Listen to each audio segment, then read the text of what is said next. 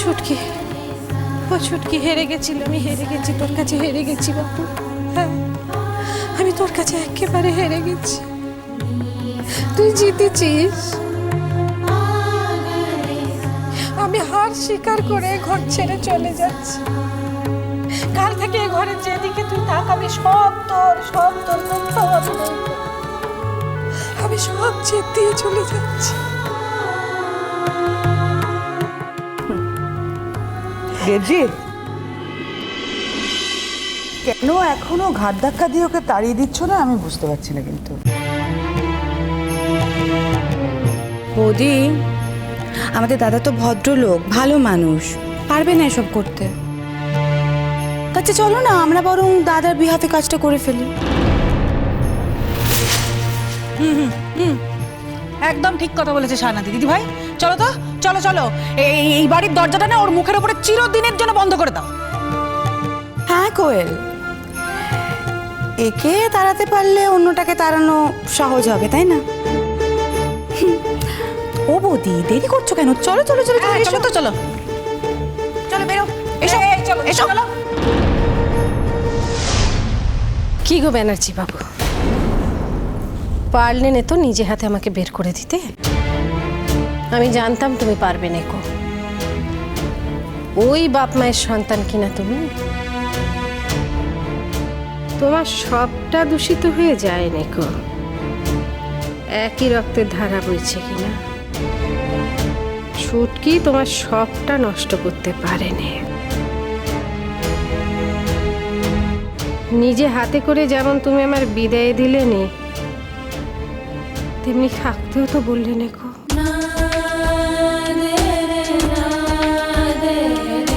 একটা সত্য মনে মনে ভেবেছিল, কথা বন্ধ হোক যাই হোক, যতই তুমি আমার গায়ে হাত তোলো, এই ঘর থেকে চলে যাব বললে তুমি আমাকে যেতে দেবে না। না না, ভালোবাসো বলে নয়, নিজের বাপ মায়ের সম্মানের কথাটা ভেবে। কিন্তু দেখলুম তা তো হলো নি। বাড়ির ছোটরা, ছুটকি সবাই মিলে আমাকে ঘাট ধাক্কা দিয়ে ঘর থেকে দূর করে দিচ্ছে। যাই চলে, দেখোই না এতে তোমার সুখের ঘরাখানা পূর্ণ হয় কিনা। না ও মামনি, মামনি তুমি কোথাও যাবে না, কোথাও যাবে না তুমি। তুমি এই বাড়ি ছেড়ে কোথাও যাবে না মামনি, এটা তোমার বাড়ি, তুমি এই বাড়ি ছেড়ে যাবে না। আর আর তোমার চাঁদ বাবা এলে তার তো খুব কষ্ট হবে মামনি, তুমি যাবে না।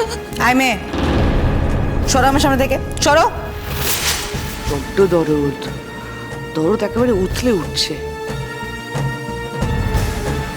ভাবছে কি না নিজের আসনটা তো এবার যেতে বসেছে, আটকে রাখার তো আর কেউ রইলো না। ইন্ধন জোগানোর লোকটাও তো এবার চলে যাচ্ছে। কাঁদিস নি মা, কেন কাঁদছিস বল দেখিনি? তোর শ্বশুরের সঙ্গে আমার ছাড়াছাড়ি হয়ে গেছে, তোর সঙ্গে তো চাঁদ বাবার ছাড়াছাড়ি হয়নি কো। আইন মাফিক এই ঘর থেকে তোকে কেউ বের করতে পারবে না, তুই কোথাও যাবি না। ও কাকুর মা, দেখলি তো আমি কেমন হেরে গেছি। তুই হেরে যাসনি মা,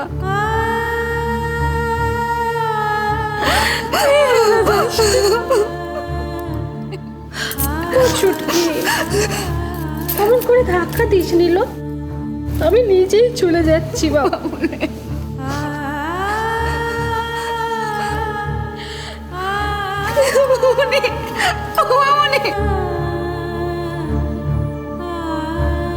না,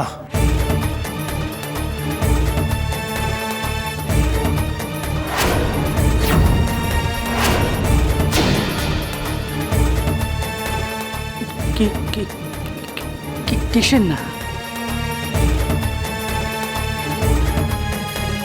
না মানে কি বলছো দাদা? ওকে ওকে ফিরিয়ে আনো।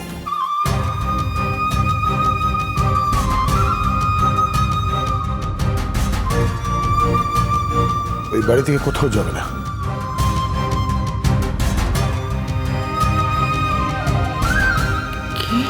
এটা আমার আদেশ।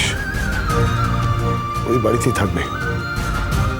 আর আমার আদেশ না মানার স্পর্ধাও নিশ্চয়ই দেখাবে না।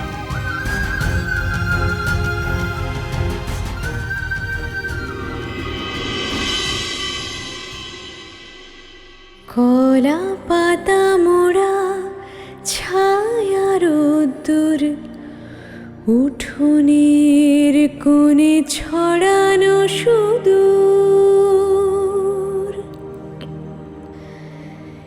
এই মেঘ আসে এই সরে যা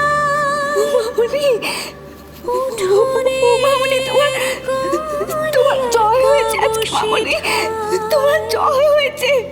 কি দেখে তুমি কেন কাঁদছো? কেন বোকার মতো কাঁদছো? কি মামনি, তুমি কেঁদো না। তোমার জয় হয়েছে আজকে। আজকে আমার মামনি জয় হয়েছে আজকে।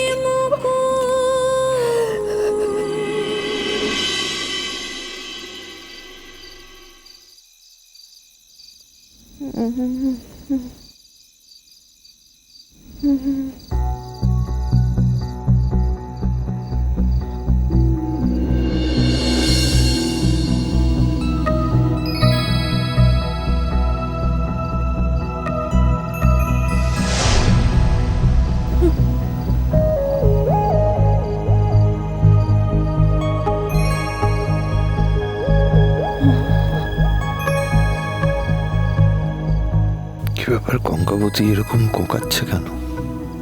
কি শরীর খারাপ করছে নাকি ঘুমের মধ্যে কোনো স্বপ্ন দেখছে?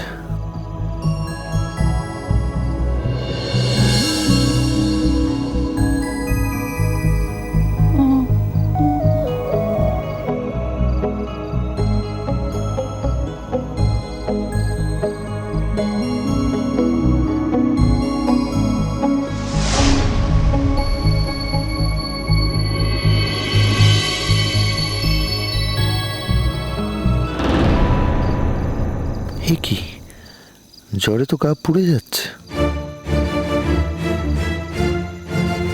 কঙ্কাবতী,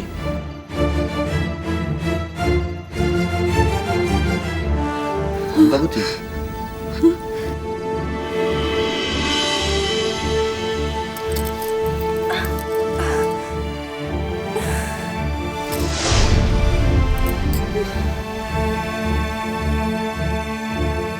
আপনার তো জ্বর হয়েছে।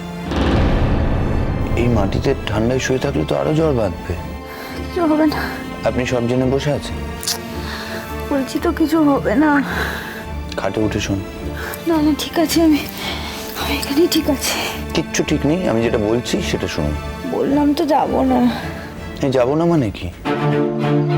আমি যাই বলি তাতে আপনি না বলেন। আপনার কি ধারণা আমার সমস্ত কথা উড়িয়ে দেওয়া যায়? আপনি ঘুমিয়ে পড়ুন না, অনেক রাত হয়ে গেছে।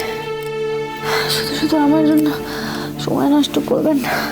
অনেক ভেবেছেন আমার কথা, এবার ওটা ভাবনাটা বন্ধ করে দিন। জ্বরটা কখন এলো? আমি কি করে জানবো কখন এলো? বুঝতে পারিনি। বাহ, খুব ভালো কথা। শুনুন না, আমার মনে হচ্ছে যে আপনার জ্বরটা আরো বাড়বে। শীত করছে সেটা আমি বুঝতে পারছি। ওষুধ খেতে হবে।